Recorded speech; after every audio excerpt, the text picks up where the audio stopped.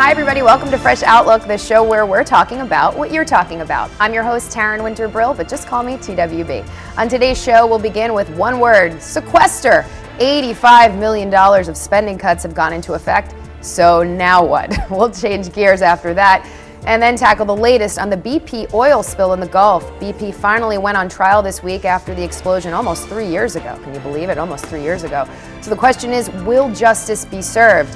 And then finally, in light of the Academy Awards that were just given out, we'll talk about Oscars and politics. Has the line blurred? We'll break it down. But before we get the conversation started, let's meet our all-star panel for this week. Let's begin with, Jackie. Tell us who you are, where you're from, and I always like to know why you've decided to join us. Yeah, well, just great to be with you. Great. No, I'm Jackie Guzda, and I'm a visiting professor at Western Connecticut State University, and I'm also the media analyst for Ebru Today. Terrific. That will suffice. Basil.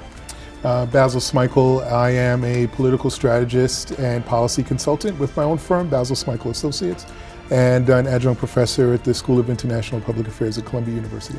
Wow, very impressive. Always impressive, our panel. And finally, last but not least, Dee Dee. Dee Dee Benkie here, and TV and radio, political, as well as cultural commentator and former aide to President George W. Bush. Excellent. All right, we'll get the conversation started in just a moment. But first, we've been talking about the looming sequester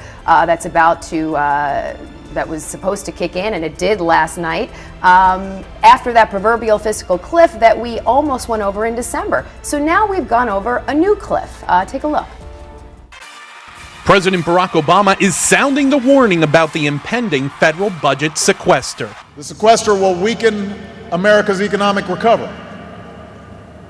It will weaken our military readiness. And it will weaken the basic services that the American people depend on every single day. The sequester starts on March 1st. $85 billion must be slashed for fiscal year 2013. That includes cuts to social programs and military spending.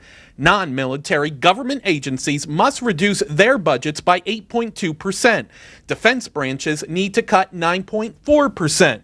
Some forecasters say more than 700,000 jobs could be lost if cuts are fully implemented. That will include people from air traffic controllers to food inspectors. States will also see less funding from Uncle Sam, impacting many programs from daycare options to Head Start to meals for the elderly to educators who work with the disabled. So these cuts are wrong. They're not smart. They're not fair. They're a self-inflicted wound that doesn't have to happen. Partisan finger-pointing in Washington isn't new, but it may have reached a new low with this sequester issue. For 16 months, the president's been traveling all over the country, holding rallies instead of sitting down with Senate leaders in order to try to forge an agreement over there in order to move a bill. We have moved a bill in the House twice. We should not have to move a third bill before the Senate gets off their and begins to do something. And you can imagine what he said in that bleep. So let's get into it. Surviving the sequester. Back in 2011, it must have seemed like a good idea at the time. Let's set this burden, this awful sequester that will kick in. But they were thinking it'll never kick in because it will be so bad that Congress and the administration will come to an agreement. Well, they didn't. And I mean, looking back at it, should they have made the cuts? Should they have doubled the cuts, made it $160 billion? Because maybe something would have gotten done. I mean, what are we surprised that this is happening? Basil, let's start with you. I'm not actually surprised. I'm a Democrat and I support my president, but I think what we found and what we're seeing is that it's government by deadline. It's short-term versus long-term thinking, and that's not helpful for anybody, no matter what side of the aisle that you're on. This was allegedly supposed to be the worst case scenario. It may actually prove to not be so bad. Why do you say that? Well, because first of all, I think some of the cuts take a little while to kick in, and some of them may not kick in until April, especially regarding the federal workers. But my guess is that at some point, just from a PR perspective, and you'll be able to talk to the communications a little bit, but from a PR perspective, it may behoove both parties to actually come to some agreement. The Machiavellian in me thinks that this was a way for the president to reduce spending without actually having to say that he's reducing spending. So it's all calculated. But who knows? Who knows? Okay. Let's see if anyone else knows. Dee Dee, what do you think? Hey, I think all cuts are good. I mean, it's unfortunate we had to get to this point, but not only sequester, I think super sequester. More cuts, the better. And this is only a fraction of a fraction. I mean, we are trillions of dollars in debt. We have a huge budget, and this is something that I think it's not a bad thing. Because, you know, people will lose jobs, but people are losing jobs anyway because the economy is so bad. Small businesses are going out of business. So yeah, let's cut the budget. Let's cut in Washington. The fat cats in D.C. are spending way too much money, so we've got a big spending problem. Well, there's more than the fat cats in D.C. You've got people who have their government jobs there. I mean, you know, thousands of people. You know, everyone there. Right, there's been that asterisk. By the way, the government will not shut down. Their jobs are still in place, so it must be nice. Because look at all, you know, just in terms of education, so many people are going to be losing jobs. Defense, it goes on and on. Right. You know, and who? Number one, you've got those people losing their jobs. Number two, you've got the people who get the services from those jobs, who are the public, us. Right.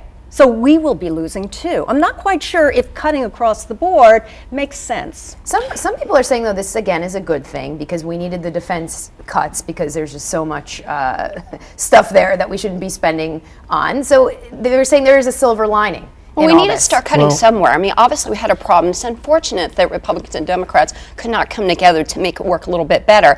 This is a messy way. This isn't the best way, but at least it started. At least something's happening. Right. And you know, what's interesting is that it may be a problem for sort of the president's brand in and of itself because he went into the State of the Union talking about more preschool, but these cuts will actually impact Head Start programs. So it's a problem that I think for the Democrats and for the president's actual messaging may end up becoming a problem in the long run. But who's going to be hurt by these cuts? The poor, the elderly? Let's break it down. I mean, the poor, the elderly, both parties, because both parties are going to be looking badly because they can't come together. They do look bad. I mean, D.C. is a problem. It's broken. No one's getting along. Republicans and Democrats come together, and guess what happens to this? But what, and then you said government by deadline. When did this begin? I mean, other administrations, did we have government by deadline? What's with all these cliffs and it's deadlines? ridiculous. We've actually had them. What did we do differently that we're not doing now? Well, we've had the so-called fiscal cliff before. We didn't necessarily call it that. We've had these deadlines where we had to raise